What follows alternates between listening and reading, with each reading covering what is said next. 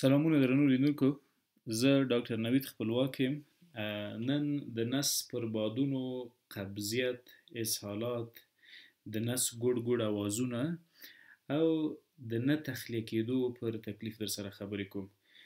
ډیری وخت ناروغان موږ ته مراجعه کوي، د نس باد لري، قبضیت لري، اسهالات لري، ځینې وخت قبض وي، ځینې وخت اسهال وي. ځینې خو یې داسې وي چې اتومات د ډکو میتیازو خواهش ورته باد له خوړو پیدا کیږي، یعنی اتومات باد له خوړو نه ځي تشناب ته، هلته هم په سمه توګه نه تخلیه کیږي. ځینې بیا دایمي اسهالات لري او د نس د بادونو ګوډهارو سره مخ وي، حتی د همدغه وضعیت دوام یې پر ژوند دومره ناوړه اثرات کړي وي چې کلونه کلونه دی د خپله کوره نه وځي یا شپه بل چېرته نه کوي، د ملګرو دوستانو سره نه کیني. په دې جرم چې ګواکې د نس بادونه لري او دی کانفیډنس یا باور نه لري چې ممکن که چېرته ویده شم د بل چا په کور کې ممکن د نس بادونه رانه لاړ شي.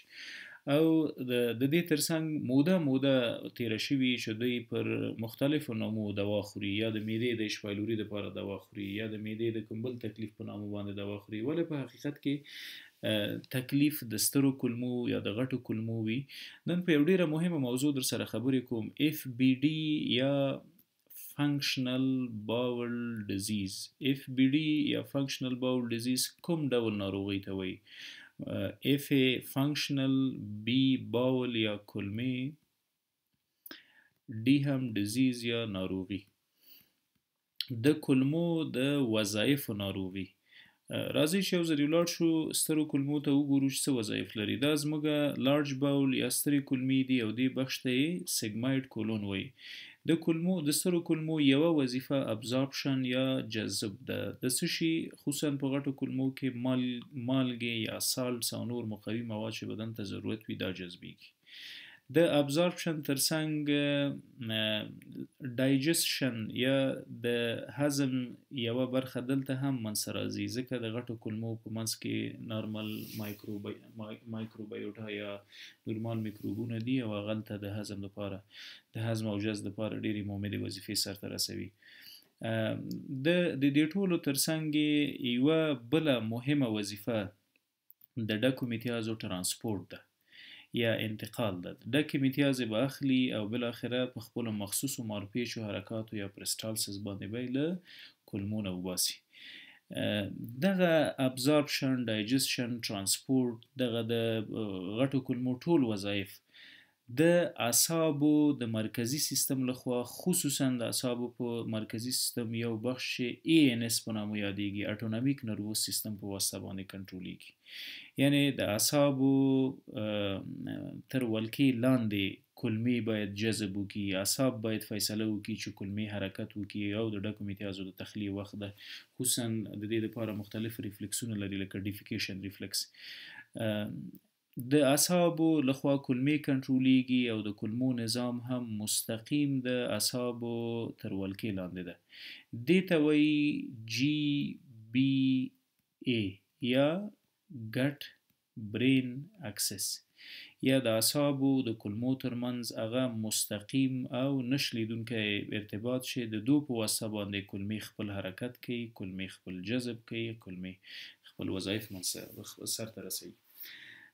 کله چې قهر، غوسه، تشویش، اندېښنې، اضطراب، ژړا، خفګان، وسواس موجود ول او هره ورځ زموږ په ژوند کې په یو ډول نه یو ډول د رنځ او د تکلیف سبب ګرځېدل، دغه حالت پرته د قید و شرطه زموږ عصبي سیستم تر تاثیر لاندې راولي. مسلماً قهر و غوسې، تشویش، اضطراب په عصبي او مرکزي سیستمونو باندې فشار واردوي. عصبي سیستم د خپل اتومات یا اټونومیک نروس سیستم په واسطه باندې ټول هاضمي جهاز خصوصا غټې کلمې نه کنټرولوي. کله چې غټې کلمې کنټرول نشي نو څه به منځته راځي؟ ګوري وظیفه خپله له لاسه هغه خپل وظایف یا فنکشن په سمه توګه سرته نه رسوي. ځکه خو دې تکلیف ته وایو FBD یا فنکشنل باول ډیزیز. په فنکشنل باول ډیزیز کې څه پیښیږي؟ کلمې خپل وظایف سرته نه رسوي. د کلمو یوه وظیفه ترانسپورت ده، که په سمه توګه ترانسپورت ونه کړي نو څه به منځته راځي؟ مسلماً قبضیت منځته راولي. نو ځکه خو دغه ناروغان وخت ناوخت قبضیت لري. که د قهر و غوسې و، تشویش و اندېښنو او د سوچونو او استراب او ډار د وجې په اعصابو بوج وي، هره ورځ بوج وي، اعصاب کلمې نه کنټرولوي، کلمې موټلیټي یا حرکات خپل کموي. کله چې موټلیټي یا حرکات کم شول نو څه کیږي؟ ډکې متیازې په کلمو کې نښلي او بالاخره قبض منځته راولي. نو هغه وظیفه د کلمو چې حرکات او ترانسپورت ول هغه سرته ونه رسېده، قبضیت منځته راغی. په همدې رقم باندې که چیرې قهر، غوسې، تشویش، اندېښنې او اضطراب د حده زیاتې وي، هره ورځ وي زموږ په وجود کې، یعنی په ورځني ژوند کې دوام وکړي پرته له قید و شرطه، د کلمو بله وظیفه چې هغه ډایجسشن ده، هغه د هضم ځینې برخې دي چې هغه باید سرته ورسیږي، دا سرته نه رسیږي. نو اتومات څه منځته راځي؟ سوی هاضمه، او دغه ډول سوی هاضمې د اسهالاتو سبب ګرځي، د ډایریا سبب ګرځي. کوم خواړه چې په کلمو کې موجود دي جذب نشول، هضم نشول، دا به پرته بهرني محیط ته راوځي او اسهالات موجود وي. خو دغه اسهالات په اف بی ډي کې پینلس وي، یعنی کوم اسهالات چې د میکروبونو، د پرازیتونو، د قارشونو د وضع منځته راځي هغه قف لري، وینه لري د ځان سره، د مقعد دردونه لري. ولې په آی بی اس یا اف بی ډي کې چې کوم تکلیف منځته راځي، کوم اسهال منځته راځي، هغه بې درده وي. مریض سهار د خوبه راجګیږي چې ځي تشناب ته ګوري چې اسهال ده، او هره ورځ دا موضوع رنځوي او بالاخره د وخت په تیریدو دا د ویټ لاس یا د وزن د کمبود سبب ګرځي. دویم علت د اسهال دپاره په اف بی ډي کې ګورئ د کلمو یوه وظیفه ابزاربشن یا جذب ده. که چیرې د عصبي سیستم د ولکې لاندې جذب منځته رانغی په کلمو کې، ځکه عصبي سیستم په محیط کې په قهر و غوسو، تشویشو، اندېښنو او اضطرابونو کې مصروف و، نو ټول مواد په کلمه کې پاتې کیږي. دلته که د کلمو حرکات د اعصابو د سیستم لخوا کنټرول نه ول او په ناګهانه توګه ګړندي حرکات یا پرسټالسیس موومنټ سٹارټ شول، نو مریض ډایریا لري، ډایریا یا اسهال. ډیری وخت د نس د بادونو د ګډ ګډ اوازونو سره مریضان دوامداره اسهالات لري. دغه اسهالات د قهر او د غوسې د وجې پیدا شوي دي. که هغه وخت کې بادونه، قبضیت او اسهالات دغه مریضان کم احساس کوي په کومه ورځ چې نسبتا خوشحاله وي.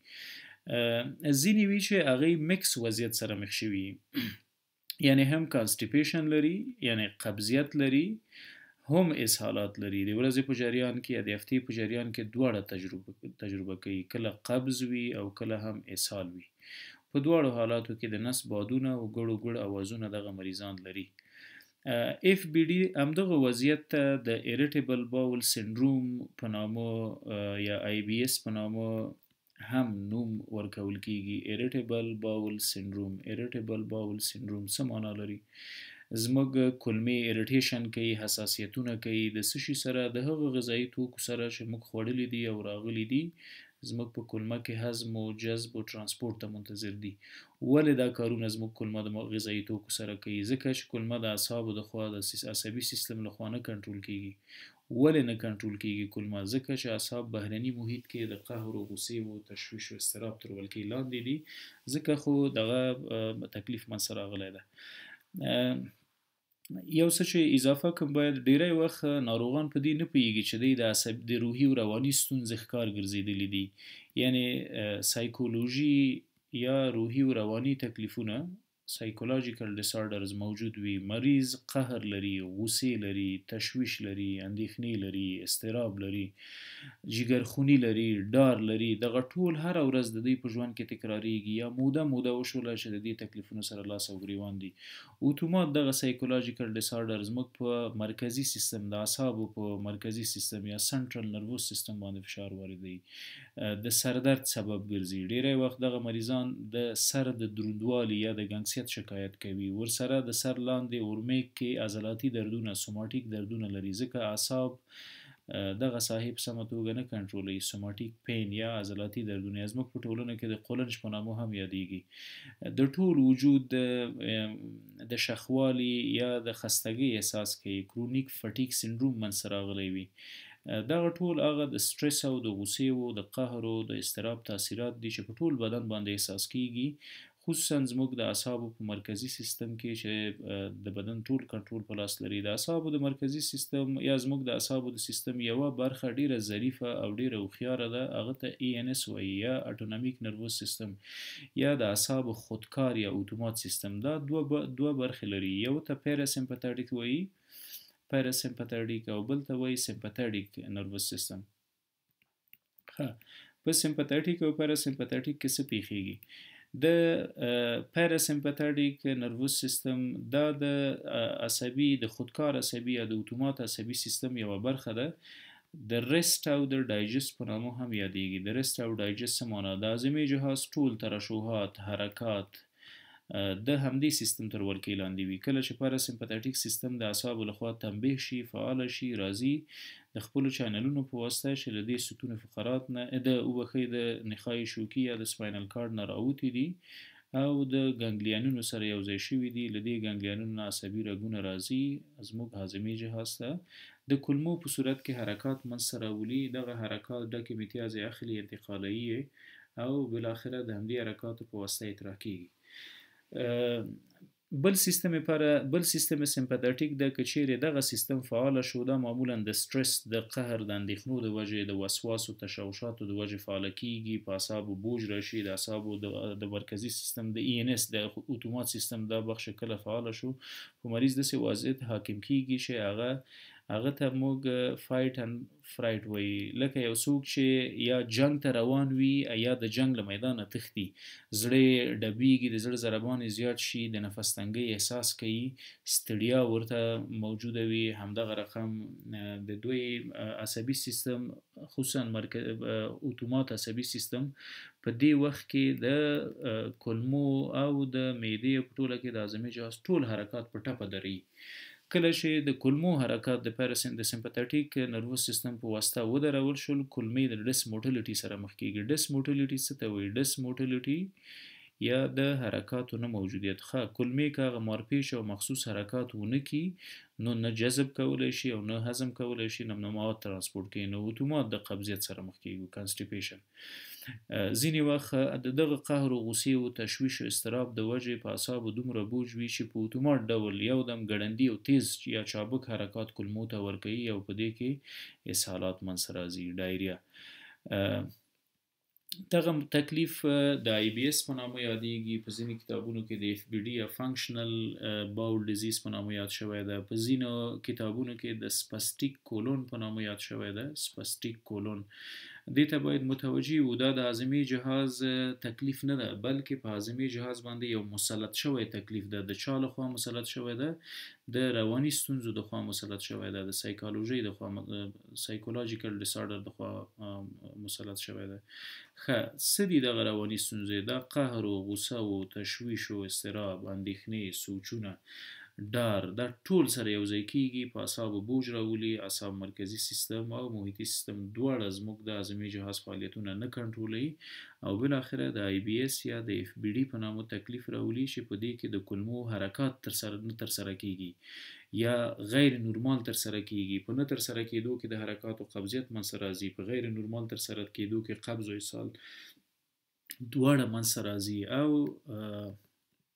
که چیرې په غیر منظم ډول ګړندي حرکات کولمو ته ورکول شي، اسهالات منځته راځي. دغه مریضان معمولا ډاکټر ته مراجعه کوي، کلونه دوا خوري. ډاکټر هم چې ټول معاینات وکړي، بالاخره ټول معاینات نورمال وي. که د وینې معاینه کوي مریض نورمال، که د ډکو امتیازو معاینه کوي مریض پکې نورمال وي، که انډاسکوپي او کولوناسکوپي کوي نتیجه نورماله وي. نو په دغسې حالت کې زموږ تشخیص اف بی ډي یا فنکشنل باول ډیزیز ده. دته آی بی اس هم ویل کیږي. په ځینې کتابونو کې لکه مخکې مو چې هم ورته اشاره وکړه، د سپاسټیک کولون یا د شخې کولمې یا د کولمو د شخک په نامه یادېږي. دا دقیق هغه حالت ده چې اعصاب کولمې نه کنټرولوي. دغه وضعیت باید د معدې د نورو تکالیفو سره حتمی تفکیک کو. هیڅکله باید دغه وضعیت ته د معدې تکلیف ونه وایو، دا د کولمو تکلیف ده چې د اعصابو یا د اعصابو د مرکزي سیستم لخوا پیدا شوی ده او اعصاب هم د محیط تر فشار لاندې دي. د درملنې لپاره علایم مهمه دي، ساینز او سیمټمز، نښې نښانې که مریض کې موجودې ولې، لابراتوار او د کولوناسکوپ نتایج ټول ځان سره اخلو، مقایسه یې کوو. که هر څه نورمال ول نو مریض په آی بی اس باندې مبتلا ده. علایم مو مخکې ویل، قبض، اسهال، بادونه، زر تشناب ته تګ، نه تخلیه کېدل، غوسه، قهر، اندېښنې، ځینې وخت د وجود ګرمېدل او د پښو سوځېدل، دا ټول د آی بی اس په ناروغۍ کې مریضان تجربه کوي. د معالجې لپاره باید څه وکړو؟ ټریټمنټ، معالجه یا درملنه. راځو د درملنې لپاره که چیرې په هاضمي جهاز کې حرکات کم وي، مثلا دا زموږ مرۍ ده، دا معده ده او تر له معدې لاندې وړې کولمې، له وړو کولمو لاندې هم زموږ دا دي غټې کولمې په دا شکل باندې پرتې دي، غټې کولمې دا هم موقت. که چیرې په غټو کولمو کې حرکات نه وي موجود، موږ کولی شو د درملو د هغو کورنۍ نه استفاده وکړو چې د کولمو حرکات ګړندي کوي. سپازمولډکس کې کوم درمل موږ لرو؟ سپازمولډکس هغه حرکات چې سپازمونه شخکونه د کولمو کموي، لکه ډروټاویرین، میباویرین. د دې ترڅنګ بل صنف د درملو چې کولی شي په دې وضعیت کې زموږ سره کومک وکړي هغه پروکینټکس دي. پروکینټکس هغه درمل دي چې د خودکار عصبي سیستم یا د اتومات عصبي سیستم سره مرسته کوي د حرکاتو په موجودیت کې، لکه ډامپریډان دي، لکه لیوسلفراید دي، لکه ایټوپرایډز دي. د دې ترڅنګ که چیرې د عصبي سیستم تر ولکې تر فشار لاندې ګرد منځته راغلی وي، ګرد څه معنا لري؟ یعنې د معدې او د مرۍ ترمنځ چې کوم شیردان ده دا ځای دا په سمه توګه نه کنټرولیږي، تیزاب بره ځي. د آی بي اس ترڅنګ دغه مریضان ګرد یا دلجوشي لري، د معدې جوش لري، یشیږي معده یې. نو کولی شو د دغو درملو ترڅنګ چې سپازمولډک او پروکینټکس دي د پی پی آی نه هم استفاده وکړو. پی پی آی یا پروټون پمپ انهبیټر لکه اومیپرازول او ایزومیپرازول او ډکسلانساپرازول چې تیزاب کنټرول کی. او د پروبایوټیک درمل ډیر مهمه دي په دې مریضانو کې. پروبایوټیک څه ته وایي؟ ډیری وخت زموږ په ټولنو کې دغه مریضانو تر کومه ځایه چې ما لیدلی دي یو ځل، دوه ځلې، درې ځلې انټي بیوټیک خوړلی دي. انټي بیوټیک د ډسبایوسس د تکلیف سبب ګرځي، یعنې زموږ په کولمو کې په دې وړو غټو کولمو کې نورمال میکروبونه وژني. نو پروبایوټیکس په ټوله کې دغه میکروبونو ته مقوي مواد فراهم کوي، باید د درملو په شکل هم واخیستل شي. ښه مرجع د پروبایوټیک مستې دي، دا کومې مستې چې موږ د غوا د مشتقاتو نه استفاده کوو. همدا رقم فایبرز باید په غذایي موادو کې زیات ولرو. د فایبرز ښه منبع میوې دي او تازه سبزیجات دي. ښه، په آی بی اس او په اف بی ډي کې موږ د څه شي نه پریز یو؟ د فایبر یوه منبع چې هغه تازه ترکاري او تازه میوه ده، دغه په آی بی اس کې پریز دي، ځکه آی بی اس کې قبضیت او اسهالات د دغو موادو په واسطه تحریک کیږي. نو د فایبر یوه منبع چې خام مواد دي له هغو نه باید تر یو مودې پورې موږ پرهیز وکړو. سلاد یا ترکاري باید ونه خورو. تازه میوه باید جوس کو وخورو، د جوس په شکل یې وڅښو، ځکه هغه طفالی باید توکو چې هغه کولی شي د نس د بادونو د قبضیت سبب وګرځي. دغه پرهیز کوتاه مدت یا د لنډې مودې دپاره ده. پرهیز او درملنه دواړه باید د یو معالج ډاکټر تر نظارت لاندې صورت ونیسي، ځکه د آی بي اس علامات نه یوازې په آی بي اس کې منځته راځي، د کولمو سرطانونه هم بادونه او قبضیت او اسهالات او ګډوډ نظام سره مریض مخ کوي. همدا رقم د رواني ستونزو نه راولاړ تکلیفونه هم د دغه حالاتو سره موږ مخ کوي. میکروبونه او د کولمې ځینې تکالیف چې هغه ډیر مهمه دي، لکه کرون ډیزیز او یا د کرون بیماری یا السریټیو کولایټس چې په ده کې د غټو کولمو زخمونه منځته راځي، دفاعي سیستم راځي او زموږ په وړو غټو کولمو حمله کوي، د زخمونو او د ژوبلیدو سبب یې ګرځي. په دو کې هم د نس بادونه، قبضیت او اسهالات منځته راځي. په امیبو جارډیا کې هم دغه وضعیت سره مخ کیږو. ولې په ټوله کې د آی بي اس او د اف بي ډي تکلیف که مشکوک یو باید ډاکټر ته مراجعه وکړو چې هغې د معالجې دپاره اړوند تدابیر ونیسي. مننه.